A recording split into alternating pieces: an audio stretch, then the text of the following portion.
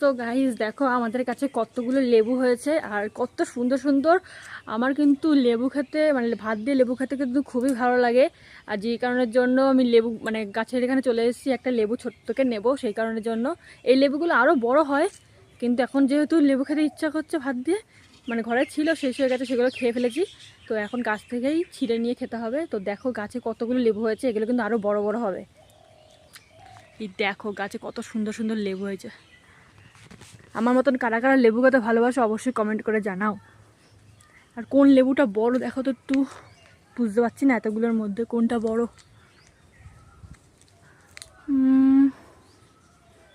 কোন লেবুটা নিই?